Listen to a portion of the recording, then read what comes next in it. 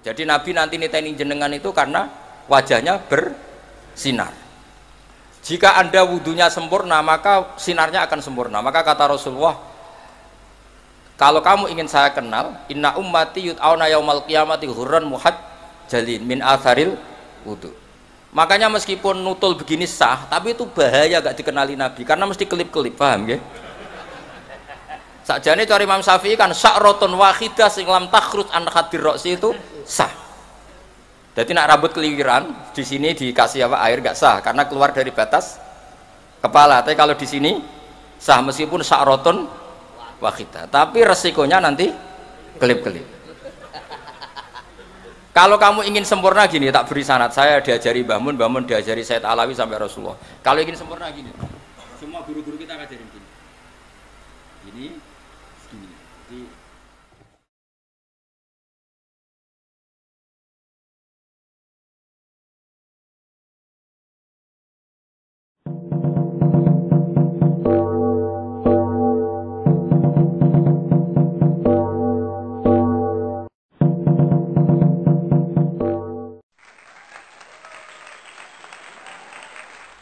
Tenggersanipun para habaib, para sadat, para itrati Rasulillah sallallahu alaihi wasallam, at-thahirin al-mutahharin ingkang kula hormati, utamanipun keluarga besar Habib Ja'far, Habib Bidin, Habib Hamid sedanten ingkang kula hormati, sedanten para habaib, para kiai ingkang kula hormati. Kula diminta sama Habib Zainal Abidin Al-Kaf, adikipun Habib Ja'far Al-Kaf, supados maosaken fikih. Terus kula milih fikih Minhajut Thalibin. Berikut kula kutip dawuhipun Habib Zain bin Semit, yaiku sing sakniki dados mufti wonten teng Madinah, tentang kitab Minhajut Thalibin. Ya, saya ulang lagi, ini kutipan dari kitab Al-Manhajus Sawi karanganipun Habib Zain bin Semit tentang kitab napa Minhajut Thalibin. Bismillahirrahmanirrahim. Minhajut Thalibin lil Imam An-Nawawi. Wa kana sayyiduna Al-Qutb Umar bin Abdurrahman Al-Attas nafa'ana Allahu bihi ya'muru bi qiraatil minhaj wa yuharridu alaihi wa yaqulu innan nawawiyya domina bil futuh liman qara'a fihi. Dados Sayyid Umar bin Abdurrahman Al-Attas, kita tahu beliau adalah guru dari Sayyid Abdullah Al-Haddad, sangat menganjurkan membaca kitab Minhajut Thalibin. Kata beliau, dawuh beliau, innan nawawiyya domina bil futuh liman qara'a fi. Karena Imam Nawawi menjamin siapapun yang mengkaji kitab Minhajut Thalibin akan mendapat futuh minallahi subhanahu wa ta'ala. Wa fi kitabil Qirtas Syekh Al-Faqih Abdullah bin Umar bin Abbad annahu sa'alahu Syekh Al-Qutub Umar bin Abdurrahman Al-Attas radhiyallahu anhu fi ma taqra'u minal kutub.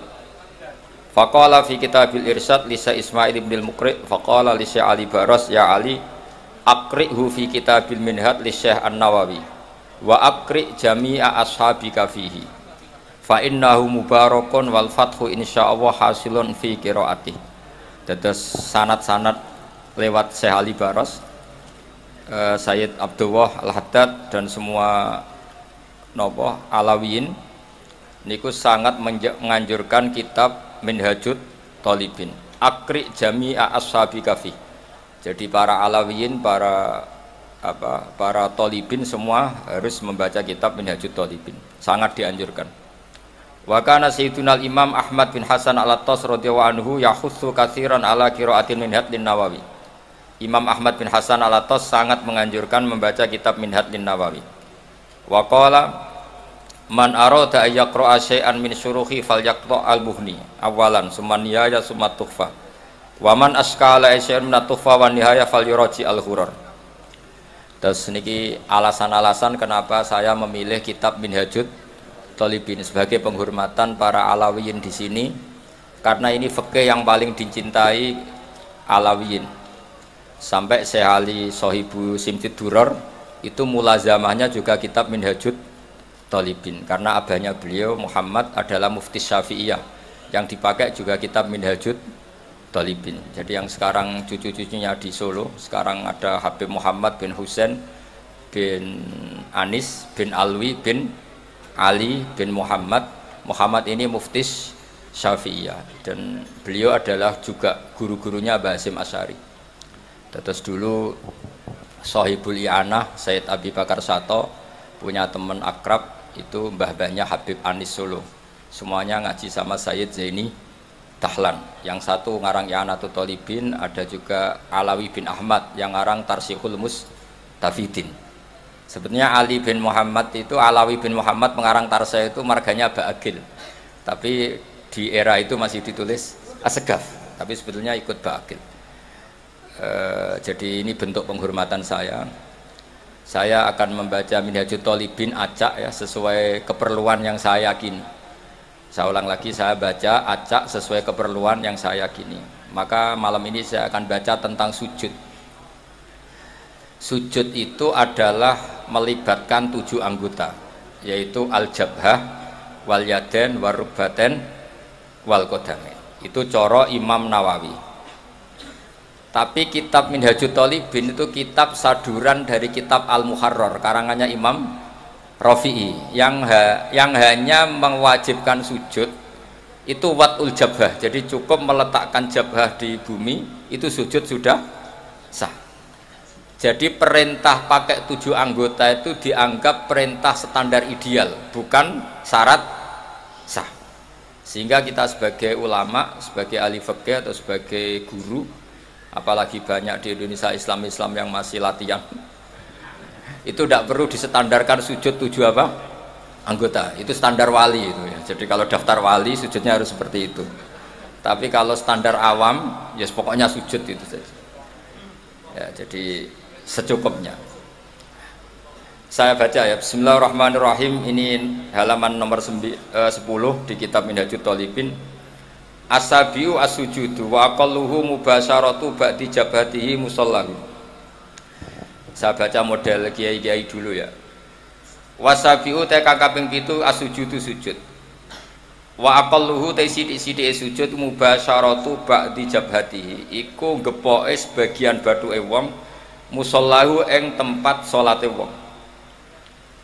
Fa in sajada mongko lamun sujud sapa wong ala muttasilin atase barang kang ketemu bihi kelawan wong jaza mongko wanang apa sujud ilam yataharrak lamun ora obah apa sek bi harakatihi kelawan obahe musolli. Terus ini masih kata Imam Rafi'i, ini perlu dicatat. Wala yajibulan ora wajib wat uyadehi ngletakno tangan lorone wong warubatahi lan dekul lorone wong wa qadamahi lan delamaan lorone wong fil adhar menurut kaul sing dohir. Jadi kalau sampean sujud salah itu masih dibela Imam siapa? Rafi'i. Jadi partainya partai Imam Rafi'i. Itu cukup watul apa? Jabah.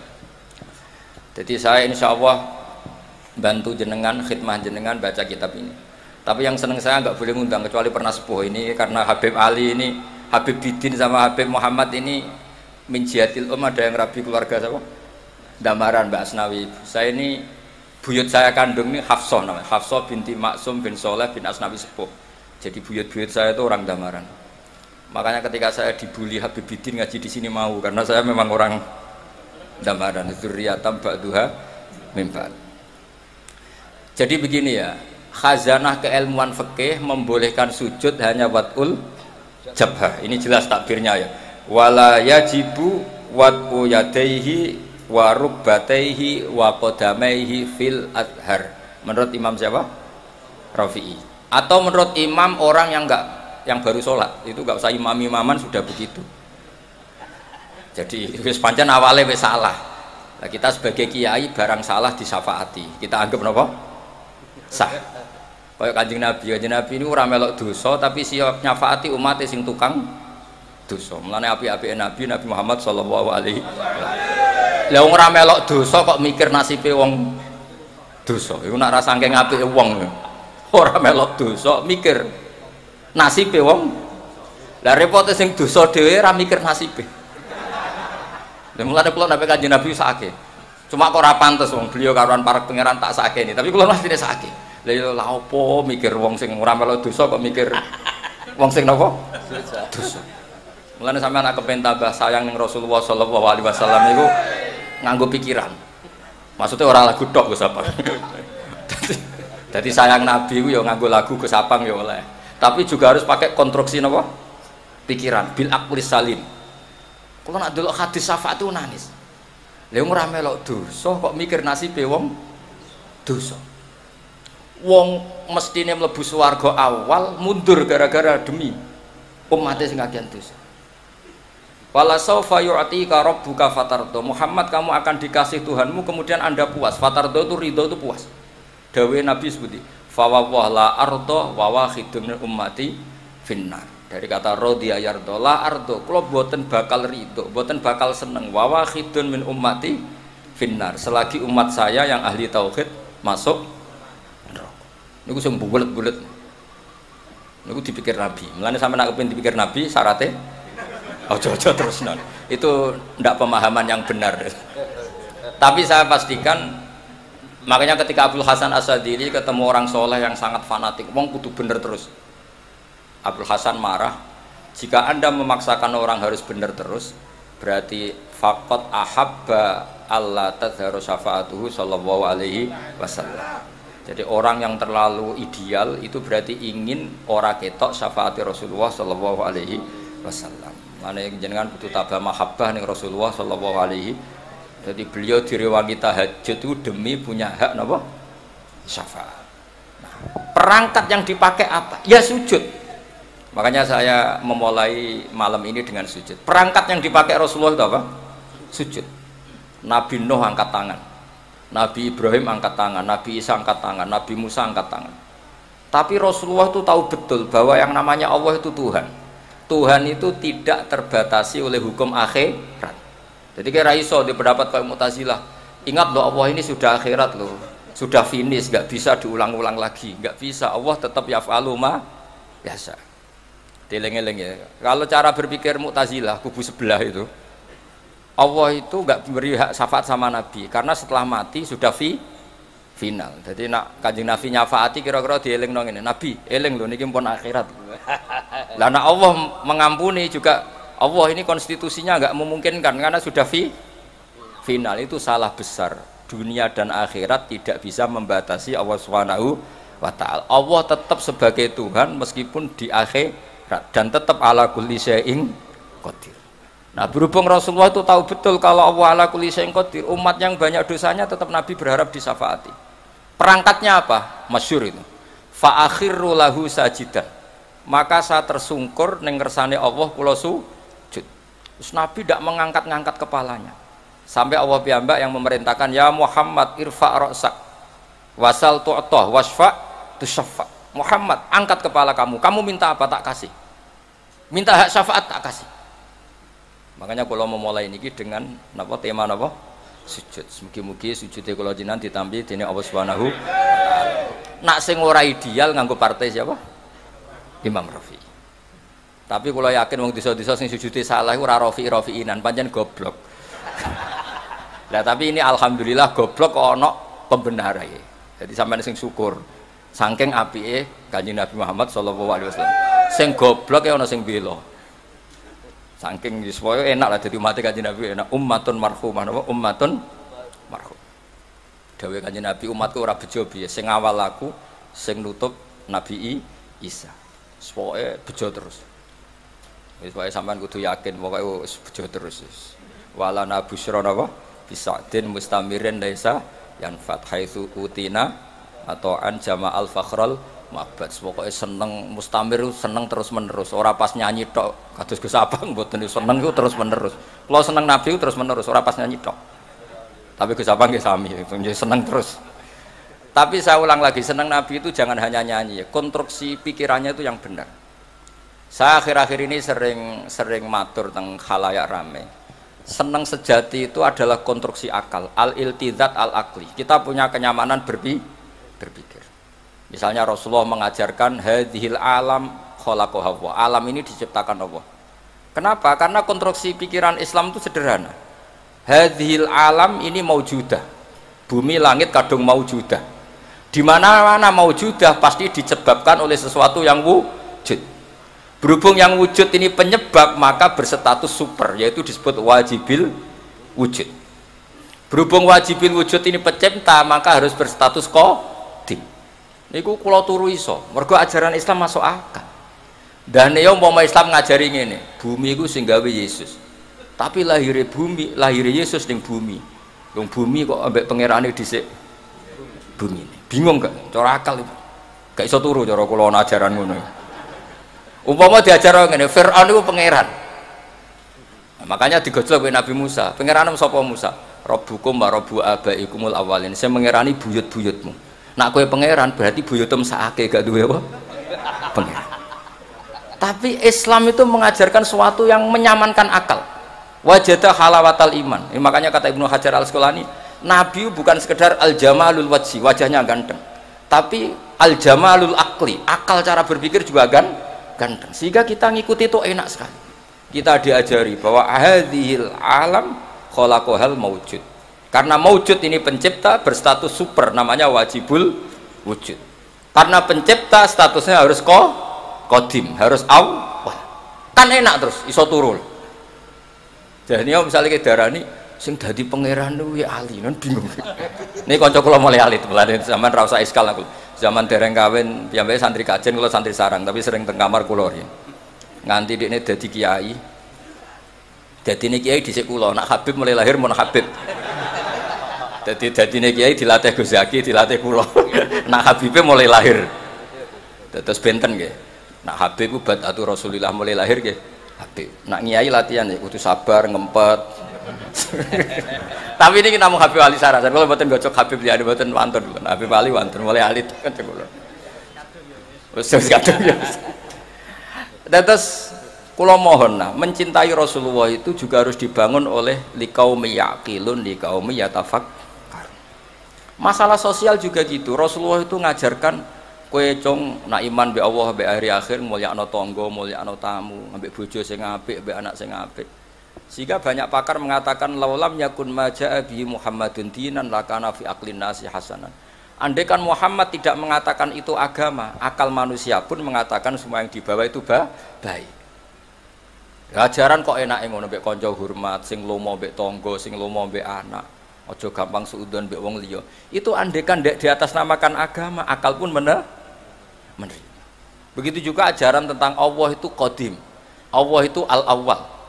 Di mana-mana pencipta ya lebih mendahului yang diciptakan. Coba misalnya agama ini cerita, sing dadi pangeran si A, lahirnya ana taune 2000 pira. Terus bingung. Wong pangeran kok duwe tanggal apa? Lahir. Mulane kula nu saged turu. Mulane kula niku korban ayam terus sering turu kula. Mergo duwe agama sing menyenangkan pikiran. Umpama agama iki konsep sing gak masuk akal, ora iso turu aku ya. Ya mau misalnya sing didarani pangeran itu sing lahir di bumi, mosok pangeran mbek sing dipangerani dhisik sing di pangerane. Lah niku sing disebut al-jamalul aqli. Terus Islam itu bukan sekedar ngajak, Rasulullah itu bukan sekedar punya al-jamalul wajhi, tapi juga punya al-jamalul aqli. Sehingga Nabi itu kalau debat itu tidak pernah kalah. Meskipun ra tau bahsul masail. Bahsul masail dipimpin Surya ya lucu no. Masa Rasulullah kok dipimpin apa? Surya. Rasulullah nate ditangkleti, nate dawuh al-qatil wal maqtul finnar, yang membunuh maupun yang dibunuh sama-sama masuk neraka. Terus ditanya, "Hadza al-qatil, fama balul maqtul?" Oke, yang membunuh di neraka. Lalu dosanya yang terbunuh apa ya Rasulullah? Kata Rasulullah, "Innahu kana harison ala qatli sahibi." Jika sesama muslim saling perang pakai pedang, sebetulnya semuanya mentalnya qatil. Mentalnya semuanya pembunuh. Cuma yang terbunuh sial saja, tapi mentalnya pembunuh. Jadi enak caranya jawab Nabi, kenapa yang maktul juga masuk neraka? Sebetulnya mentalnya dia qatil, pembunuh. Ya jelas ya. Kayak apa cerdasnya Rasulullah?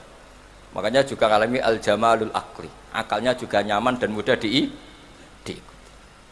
Jadi sekolah suwon. Kenapa Nabi masih minta syafaat di akhirat? Karena Nabi pirsa bahwa akhirat tidak membatasi kudrohe Allah Subhanahu wa taala. Aja kaya kubu sebelah iki akhirat wis ora ono syafaat, ora ono donga wis mati ya wis ora iso ditambahi ngamal. Wong pangeran kok dibates Betes. Wong ngekholi para habaib, para kiai ndongakno.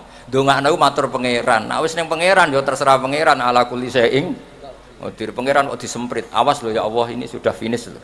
Ingat lho aturannya. Bocah kok ora tau ngaji, paham gak? Jadi makanya kula niki tapi tenan lho tetep ampun ngundang kula meskipun tertarik. Pokoke kula niku daripada kecewa, ampun niku kula umum nonton putih-putih. Saya hanya menghadiri yang pernah sepuh.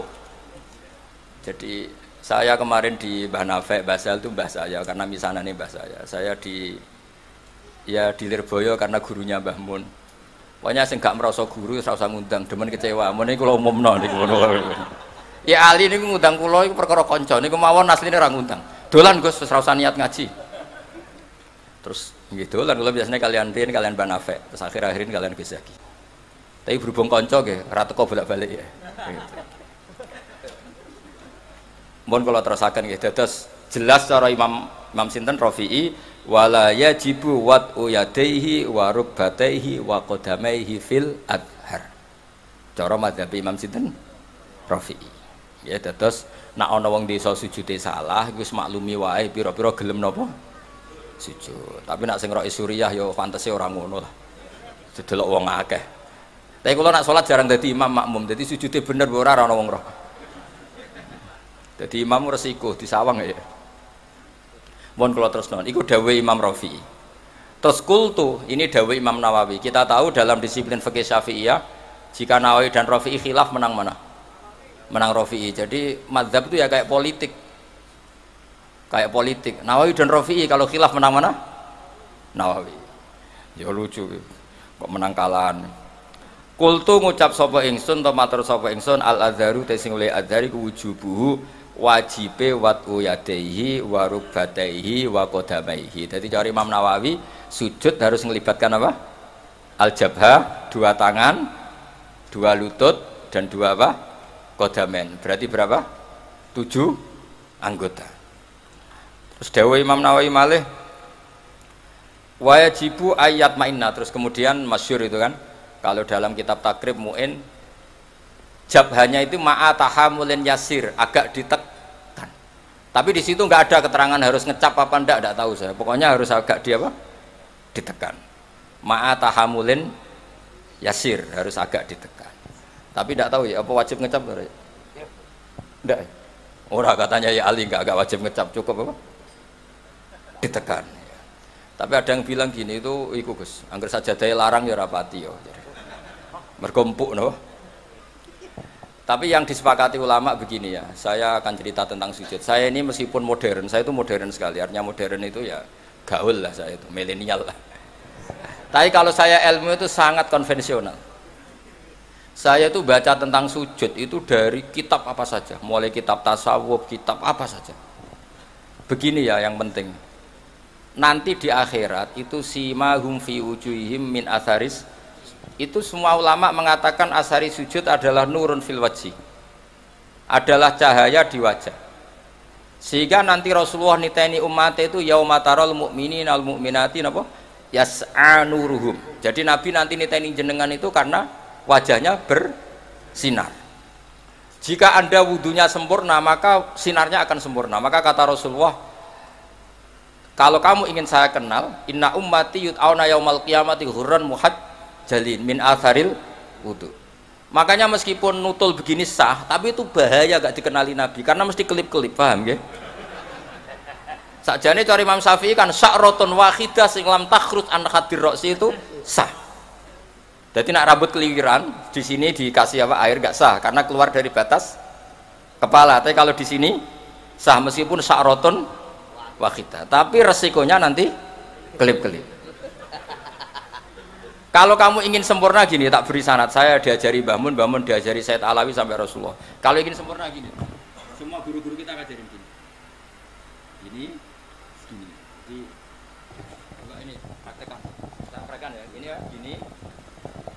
Ya. Kembalikan lagi begini. Ya, jadi apa? Gimana?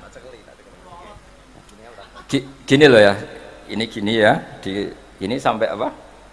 Kofahu, ya belakang nggak tahu saya bahasa Arab belakang kofahu ini ya. Bahasanya ibhamaihi ala somakai udunaihi wa musabbihatahu ala musabbihati. Ini sekaligus orang Kudus berlatihan bahasa Arab. Nah ini memang buyut-buyut saya orang Kudus, mungkin saya senior lah. Anggap, maksudnya saya tidak ngomong sama Habib yang Jawa-Jawa ini. Kalau sama Habib kan biasa bahasa Arab, tidak usah dilatih. Yang Jawa kan tetap lebih banyak tuh ini. Ya gue tak anggap murid. Habib mboten wani. Ya ali kanca mboten. Ngeten. Ya, ibhamaihi ala somakai udunaihi wa musabbihatahu ala semua yumirru hakada.